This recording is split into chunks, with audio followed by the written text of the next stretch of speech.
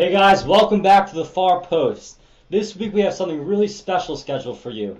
We actually have an interview with the social media coordinator for the up-and-coming franchise in Miami. That's right, MLS Miami is here to speak to us, give you guys some transparency in regards to really what's going down in South Florida. So we're really excited to have him.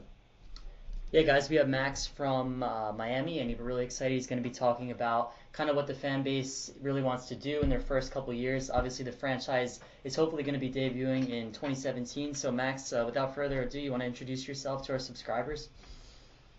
Hey guys, my name is Max Ramos. I'm the social media coordinator for the Southern Region MLS Miami Sports Group.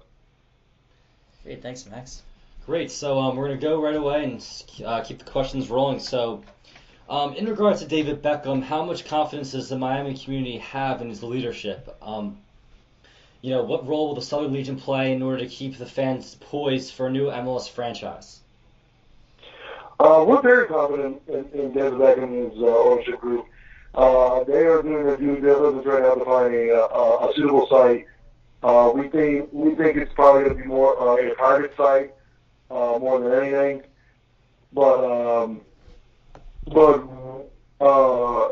I'm sorry, I forgot the second part of the question. Can you repeat the second part? Yeah, no problem. What role does the Southern Legion have in order to keep the fans poised for this new upcoming franchise with all the logistics being worked out? Well, we've been keeping people updated through social media, in Twitter, Instagram, and Facebook. We've been posting links of stories of upcoming events in Miami soccer related. We've been doing whatever we can to find news about the Beckham Stadium. Just really trying to do our part. We've met with politicians. We've gone to events. We've just been trying to do our best to keep people connected and informed. Great. Yeah, that's great, man. So, yeah, moving right along, we kind of wanted to talk about the sports history that we have in South Florida. Obviously, everyone kind of knows what happened to the Miami Fusion. And there hasn't really been so much support for some of the other teams down there. I mean, the Miami Heat, it took them to win 2 NBA championships, and the fan support still hasn't really been there. So, like, how do you kind of say you're going to differentiate this new club and bring fans in on a consistent basis? Well, the idea that Miami has a really bad fan culture is not necessarily true. Actually, Forbes just selected Miami Heat's fan base as the best fan base in the league. I didn't read the report, but there must be a reason behind that. And, honestly, Miami's like any other city. Winning is what matters. People want to see winners. Like, unless you're the Chicago Cubs, like, people want to go see you win. And that's what Miami is really about. Like, we're not going to go spend our money at a time on a losing team, on a losing franchise. But like, when our teams are good, we really care. Like, when teams care about themselves, we care about them. So we know that Beckham and his group are not going to spend all this money just to put a whatever team out there. They're going to spend money to put a winning team out there and a team that's going to play attractively and something. And it's going to be something Miami's going to want to see and look forward to seeing. And I know one thing that I really look forward to seeing down in Miami is the new stadium and trying to get that worked out, maybe a location for the stadium. And I know a lot of fans in MLS are getting kind of annoyed and impatient with all these countless articles coming out about David Beckham and his group trying to find a stadium site. Can you give us a little information on what's going on with that, a little transparency on the best possible stadium site where it maybe could draw the most fans and really kickstart this franchise? Well, the two states that have been talked about lately are one is next to Marlins Park at the old Orange Bowl site. This site has been talked about multiple times since the beginning of this whole process. Miami politicians really like this site for multiple reasons, but the Beckham Group doesn't necessarily favor it because of its extreme proximity to Miami, to the Marlins Park, its distance from mass transit, and several other issues such as the logistics of working out MLS schedule with a Major League Baseball schedule of the Marlins. A second site, which is a lot more exciting to our group and to a lot of other people, is near the airport, Miami International Airport. It would be a private site, and what makes it really interesting is that it's extremely close to a lot of different sorts of transportation methods. There would be Metro Rail, which is the local rail line of Miami, and also Tri-Rail, which would connect fans from Broward and West Palm County to the stadium and make it easier for them to go. And it's also very close to highways and express lanes. Mm-hmm. So it's a site that we're really, really interested in. Mm-hmm. It would be private, so they could get around the politicians, not have to worry about them. And it's something that we look forward to them pursuing if that's where they're going to go. Exactly. Like any other city, there's different neighborhoods within Miami. And are there any specific neighborhoods where possibly you just talked a little bit about the stadium sites where the demographics come to play? Where there is a huge soccer culture that can feed off of this team. Maybe build in a certain area where it can really create an atmosphere that's like no other. Yeah, kind of like that culture of fans walking to games, and you always see this up in Portland and Seattle, and kind of that atmosphere. Or overseas, so. Well, the Orange Bowl side is in the Little Havana neighborhood. Obviously, the Little Havana name with being Cuban, but the past few years it's become increasingly diverse with Central and South Americans moving there. It's not downtown Miami, but it's close to downtown Miami. So you would have a mismatch of groups and cultures. Now, the airport site is a little further west, and it's also closer to the suburban neighborhoods of Miami, which would make it a lot more middle class and also very diverse from regions as Doral, Kendall, Sweetwater, like those kind of areas, which are middle class but very diverse. With people from Central and South America and Europe and a lot of other places. And with it having transport links, such as the Metro and Tri-Rail, you would get a lot more kinds of people going. It's a very interesting site. It's something that we as a group really, really are in favor of. And if they go there, we would be all for it, and we would do whatever we can to help them get it. Mm-hmm. Yeah, obviously a lot of things that are really exciting about this stadium deal, and shortly after the stadium deal, maybe another year down the line, we might start hearing about some players that the Beckham Group is actually interested in signing. I know we've heard recently some rumors about Juan Ramon Riquelme. Would that be kind of a superstar signing that you guys would like to see down in the Miami area? Because I know he has that strong South American following. Well, Juan Ramon Riquelme is an international superstar known all over the world, but he's very big in South America. He would obviously have a pool here. But honestly, Miami is a place that any player would want to play. A lot of superstar players have apartments or vacation homes, or they come over to Miami all the time for whatever reason. So selling Miami as a place to play soccer would be easy. It would be a no-brainer for most stars to say, hey, come play soccer in Miami. They're like, of course, that would be easier then. Obviously, more than that, there's a lot of potential players in this area, or the scouting, like a scouting network would have an easier time telling a player, hey, come play in Miami, especially if they're from a Latin American country. Like, you would have the language barrier wouldn't be there, the cultural barrier wouldn't be there, so it'd probably be a lot easier to get kids, to get young players to come play, want to play here too. So it's a really, Miami just makes sense as a soccer city for MLS and for soccer in America, and it's something that it really is astounding how Miami has never had a team at the highest level, at least since the fusion. So we're really looking forward to this team happening. We want it to happen. We believe it's going to be extremely successful. Yeah, and I think Miami, just how you mentioned it, I think it really could compare with New York and Los Angeles, if not exceed the draw of having international players, because it's such a strong Latino community, and there's obviously these stars that are traveling there that are in their careers over in Europe. And to be honest, it's really going to be one of those destinations. I see it as New York, LA, and Miami is going to be the big three destinations for players that kind of come over here because they want to have that lifestyle in that large American city. And I think Miami is definitely going to be up there. And of course, you see that a lot in in the NBA, especially Miami, New York, LA being the franchise. They have that draw that no other city really has, I think. Yeah. So but also in regards to the franchise in Miami, there's a franchise up north in Orlando, Orlando CSC, of course, which is the new expansion team this year. But in the next coming years, once the team is established, up and running, do you really see a rivalry building between the two? And what would that do for the state of Florida, for the two communities, and for soccer in North America as a whole? Well, we feel that a rivalry between Miami and Orlando would be huge for the stadium and for future of the league. Obviously, we've seen what rivalries have done for the league. When you see LA, San Jose, and Seattle, and Portland, they're just huge draws for marketing and for television. Now, a rivalry in the state of Florida between two very different places, two very different cultures.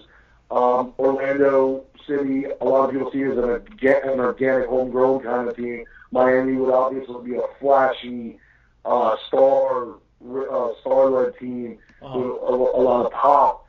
You have Miami, which is very metropolitan, very, very, very bright, very cultural. You have Orlando, which is seen as an up-and-coming city, but a lot smaller, a lot very different from a place. It's South Florida, Central Florida. It would just be a really, really awesome thing to see a rivalry of develop between the two clubs.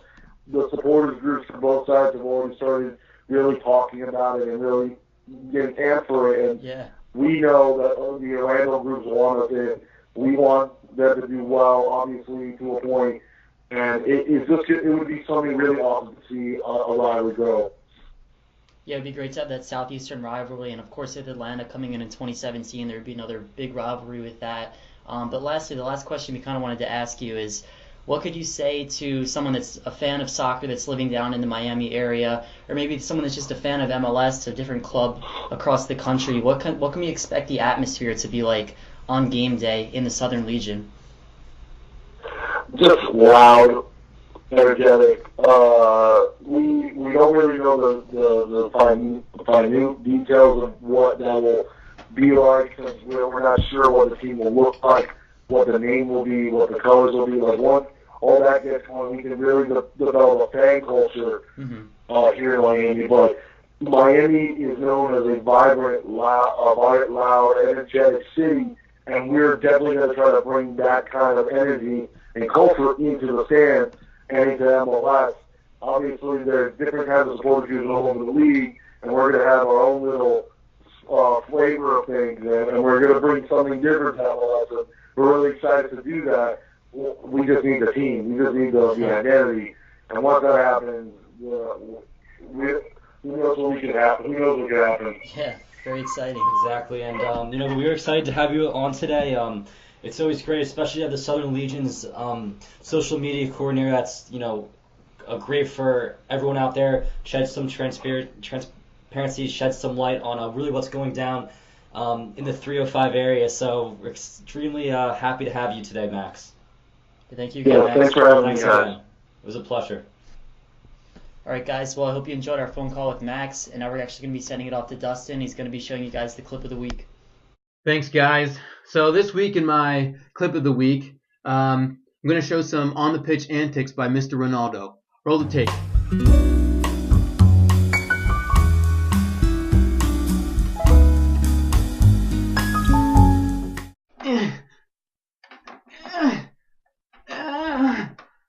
It was more of an open-handed knock than it was a punch. Look, I get it. You're Ronaldo. You have a lot of pressure on you. Just won the Ballon d'Or. Guys are heckling you, talking shit. I get all that. Show some class. Show some reserve. You don't see Messi out there throwing punches or stepping on cleats. Show some respect for the game. Put up with whatever they're doing and score a goal on them. That's the best way to get even. Not trying to slap a guy or whatever you were doing there, Cristiano. All right, back to you guys. Thanks, Dustin, for that always exciting clip of the week. It's really going to be interesting to see kind of what happens with Cristiano Ronaldo. I mean, he is an international superstar, but, he punched a guy in the face. So yeah, it's not good.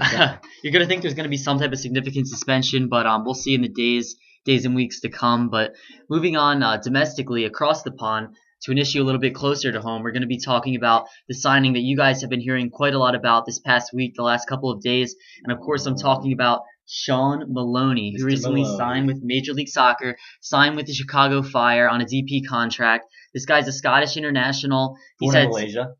He was born in Malaysia. As we were looking up his Wikipedia, we actually saw that. But he has made several caps for the Scottish national team, and recently scored a big goal in Euro qualifying against Ireland. And this was actually in a game in Scotland on November 14th when he scored the winner. And interestingly enough, I was actually in a bar in Ireland at the time when I was studying abroad, and there were a few Scottish fans, and they went absolutely crazy when he scored. I know he is very popular amongst the Scottish fans, but this guy's 32. He had that a great year with Wigan Athletic when they actually won that FA Cup in 2012-2013. He actually had 6 goals and 9 assists in league play, so this is definitely a guy that has a lot of potential.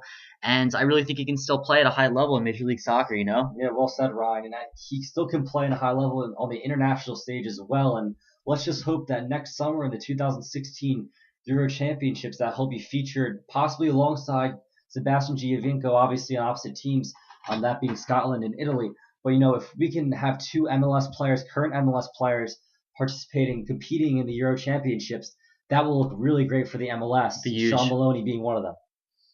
Yeah, absolutely. I think Shaun Maloney is really a guy that is in that upper echelon of players, not necessarily to come to Major League Soccer, but to come to a smaller market in Major League Soccer, because all these big-time players we're talking about a large city, obviously. Chicago. It's a big market. For some reason, it's a smaller market team, it seems as. It's a huge signing for the Chicago Fire, and, with everything going on up north in Toronto, with everything going on all around the league, with just these recent signings, Chicago probably realized, we have to do something, and coming out here and getting Maloney, that's a huge thing for the Fire. So, yeah, it's definitely a huge pickup, and we were talking a lot about international soccer and his international career over in the Euros, and there's actually a lot going on in the United States and in CONCACAF as well, and somewhat in South America. And you guys may be realizing I'm actually alluding to an upcoming friendly of the United States is actually participating.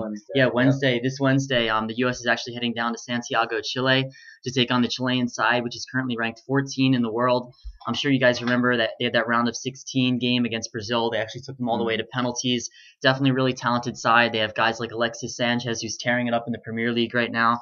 Well, one thing you do have to consider, they are a talented side. However, in this upcoming matchup, a lot of their players are playing over in Europe. I did see that. They're first-team players. So a lot of these guys that'll be featured on this Chilean squad are guys who are more domestic in the Chilean league, guys who maybe only have 1 or 2 appearances, not many caps. So it'll be interesting to see a lot of their young talent matched up against our young talent, guys like Gyasi Zardes, who's getting an appearance. Yeah, hopefully. He's definitely in the 23 for sure. Gyasi Zardes, there's a bunch of that young crop, that next group of players Klinsmann's trying to integrate. But we still have good guys like Clint Dempsey and Josie Altidore who are actually going to be going down as well. And Nick Disper as well, who's just added on as of late. So I mean, I really think our A team's going down there. We're really facing a Chilean side that's mostly domestic, like players playing in the domestic Chilean league. So I mean, if it was the full A squad of Chile, I would say, hey, like maybe let's go down and get a draw. It's the first game of the year. But no, we're sending the majority of our good players. So I think we need to go down there with the mindset that these guys, they're not the best players, and we really can take them and give them a run for their money. So but it will be a hostile environment. It always is in Santiago, Brian. It is. It's a tough place to play. It's anywhere in South America. The climate, it's obviously going to be pretty hot. You're close to the equator down there. So a lot to look forward to for this upcoming Wednesday matchup against Chile on Fox Sports 1. Don't miss it. It will hopefully start a long sequence of good results for the United States men's national team. Yeah, obviously 2015 really is a pivotal year for U.S. soccer, and there's a lot of high-profile friendlies that are coming up, and of course the Gold Cup in the summer 2015.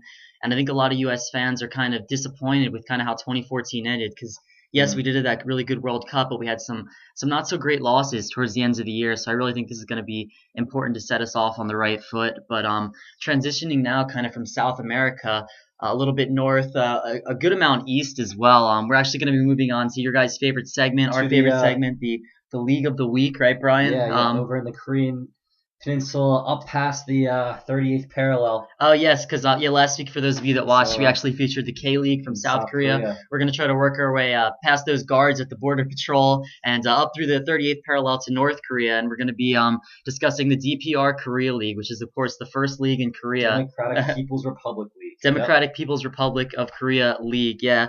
The most successful club in the history of the league. The name of them actually is April 25 Sports Club. They most recently won in 2013. They have 14 championships overall, but the name of it, April 25 Sports Club, we saw that and we're like why April 25th? Like there has to be some significance behind that date. we ended up looking up a Wikipedia article on it, and it turns out that April 25th is actually a military holiday in North Korea. So go figure, their most successful football team is basically paying homage to a military holiday. I mean, that's the North Koreans for you. Yeah, and I mean, another 10 teams featured in this league, so there's 11 teams in total. Only one level on the pyramid, no relegation or no promotion or relegation, system there in play right now in North Korea. However, not much is really known about the league. Founded in 1972, we know recent championship matchups. As you can see, some current highlights playing right now, and highlights. I mean, the highlights for them, they're probably comparable to my younger brother's high school soccer team highlights, I would say. But not very good. But obviously, a team that has been featured, as in the national team, has been featured in the 2010 World Cup. So pretty recently, they got slaughtered though by Portugal 7-0 in that matchup. Most of you probably remember that, and it was not a pretty sight. It really wasn't a pretty sight for the majority of the world, but knowing the North Korean media, a lot of their inhabitants might actually think that they performed a little bit better in that World Cup. I know the news media does sometimes tend to fudge things in a way that makes them more favorable, but I think it's impressive in itself that they were able to qualify. So the North Korean League, not as much growth as the South Korean League. Where's it going to go 5-10 years from now? I don't really think it's going to go anywhere. Where's the country going to go 5-10 years from now? I mean, who knows? So much political turmoil over there, but definitely is exciting and interesting to see what's going on in North Korea. Then again, maybe we'll attend a derby sometime. Yeah, maybe someday if tensions, I mean, obviously you see with the U.S. and Cuba, kind of their relations are improving now. Who knows, maybe 30, 40 years from now we'll be able to attend the North Korean derby. But until that time comes, we're going to end up this League of the Week segment. We're actually going to be sending it to Dustin, who's going to be giving his stoppage time picks of the week.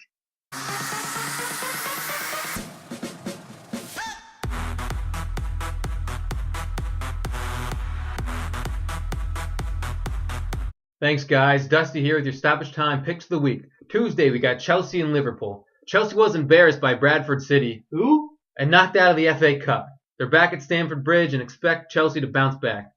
Wednesday, big international friendly. Yanks versus Chile on Fox Sports 1 at 6. Make sure you tune in. I'm a Patriot. I always have been and I always will be, but I'm also a realist, and we're just not at the level of play the Chileans are. Friday, in my obscure pick of the week, we're going to Italia. And we're taking Barrio over Frosinone. Saturday, my firecracker match of the week. The Blues travel to Stamford Bridge. Both teams have already been knocked out of the FA Cup, so expect intensity, passion, erection. City takes it 3-1. Back to you guys. Thanks, Dustin, for those clips, and thanks again, everyone, for tuning in. We look forward to seeing you next week on the Far Post. I can't stop.